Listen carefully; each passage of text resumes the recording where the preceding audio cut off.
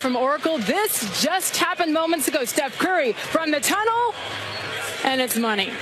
And then he goes over and high-fives the security guards here, who are fabulous people here at Oracle, as we all know. Micheal Wilbon, Stephen A. Smith joining me now for play-by-play here, because then he hits the shot. Is Usain Bolt here? What is this?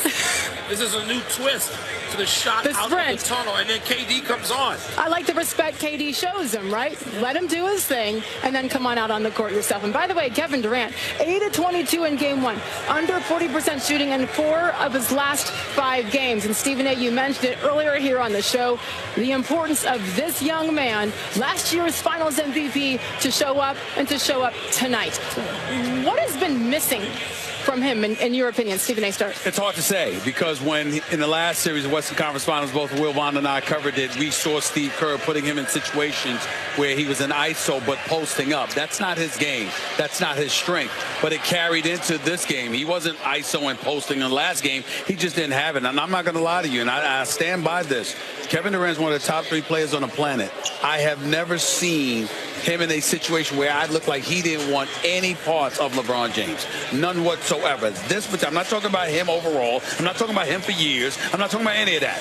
Even when they lost in the finals when he was at Oklahoma City, he averaged better than 30 on better than 50% shooting, okay? But Game 1 of this series, when LeBron was rolling and steamrolling through everyone, the one player that you're looking for to step up and answer that challenge was Kevin Durant. And to me, he wilted beneath that pressure.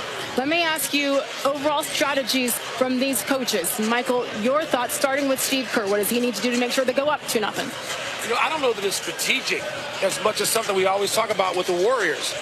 Are they engaged? Are they fully engaged from the opening tip?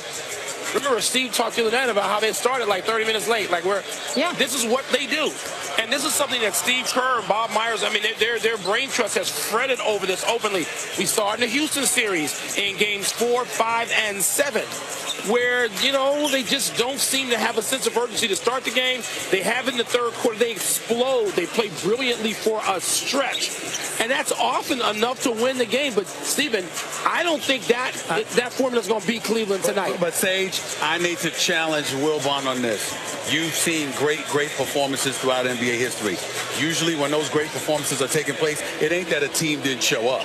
It's that somebody, some way, listen, I don't want to hear about Golden State wasn't ready, or they were a bit lackadaisical. Oh, no, LeBron was coming, and the only person that was willing to answer was Steph, and to some degree Clay without the But the problem is we've seen that from too many people not named LeBron. We just saw it in Houston. We see it almost every round from them. If they're fully engaged, they are not beatable in this league today. Which I don't think people put enough importance in the fact that 4 straight years of this, the difficulty and staying focused remain when you are always a target. We've got a couple seconds left. Who's your pick?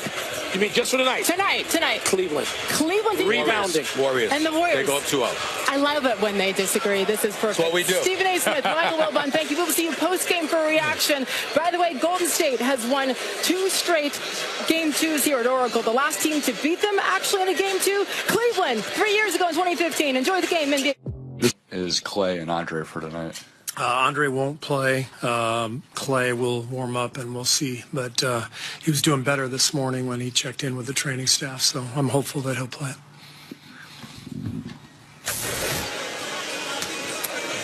Welcome back courtside. There's Jordan Clarkson for the Cleveland Cavaliers as once again the Cavs trying to get back in this thing. I like what Mike Breen just said, though. These players truly do have amnesia, and that is what these Cavs players need after what happened in Game 1. They used the word, Micheal Wilbon, devastated, to describe how they felt after not what happened, but exactly how it happened. Real quick, I'm not sure if you could hear, but Steve Kerr just said Andre Iguodala definitely out tonight. They will warm up Klay Thompson to see what he has got.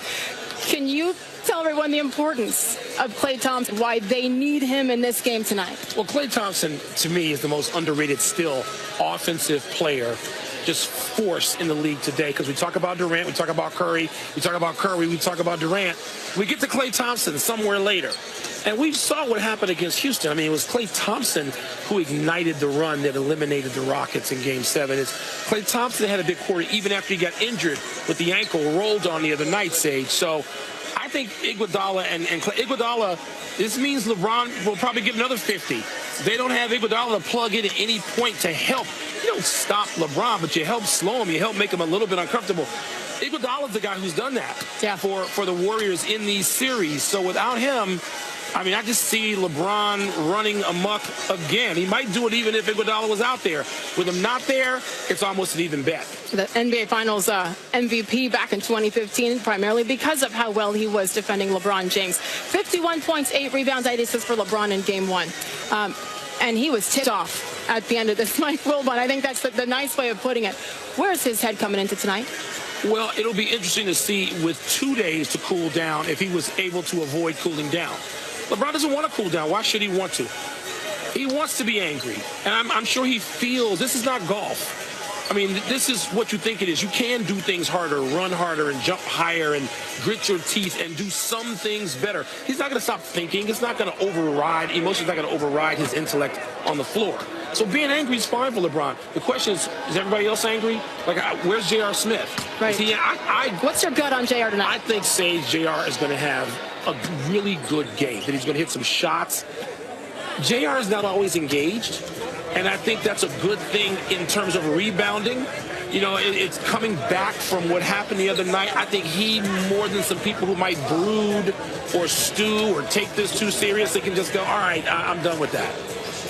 Even when there isn't controversy with J.R. Smith, you don't know what you're going to. He can be 0 for 8 or 5 for 5 and change the game. And that's what I mean by not always engaged, which, of course, you know. We've talked to coaches and teammates over the years, and it's a thing that can be endearing or infuriating about J.R.